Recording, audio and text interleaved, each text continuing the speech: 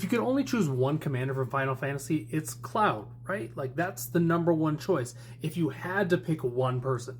Well, lucky for you, I happen to have the Cloud Limit Break Commander deck where every single card is a Surge foil. This is the deck that includes Cloud X Soldier as its main commander. But they do have just the base version if you want to just get the base version, but this is like the souped up, super fancy looking version. Obviously, it has to come with a sweet Cloud deck box, which, you know, some people don't like these deck boxes. I actually love them. I display them everywhere. It actually does come with a really cool little Cloud poster here, and then kind of a you know, the rundown that most commander decks do, where they tell you about the deck. And of course, you get your awesome little collector booster sample pack that I'm going to save for some card pulls in the future. But what you're really here for is to see Sephiroth. I mean the Surge foils. I'm going to go through this deck pretty quick, but you can kind of see the Surge foiling there looks great. I know the entire deck is now online, so you can find these decks online, find all the really cool cards. This deck is really, really fun, really loves equipment, and the number 7 is heavily prevalent in this deck. If you are a Final Fantasy truther, you are going to be thrilled to see all the name drops in this deck and see all the lore that you can find in this deck. And there's our boy Sephiroth, who we could do an entire video on. Honestly, he's going to be a really fun commander moving forward.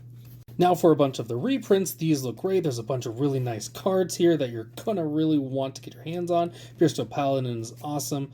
There are some beautiful cards here. I love how all the commander decks have different art for the soul rings, for the command towers, and for the arcane signets, which really gives their own special flair. That Darksteel plate is awesome.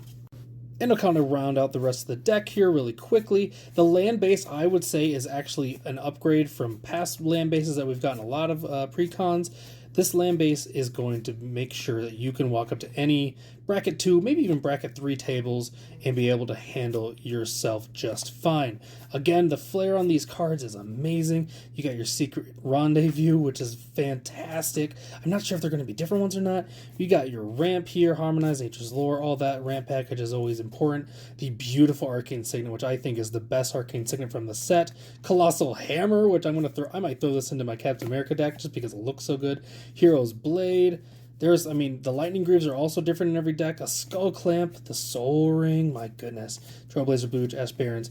But yeah, this deck is loaded. Lots of really solid cards. The lands look incredible.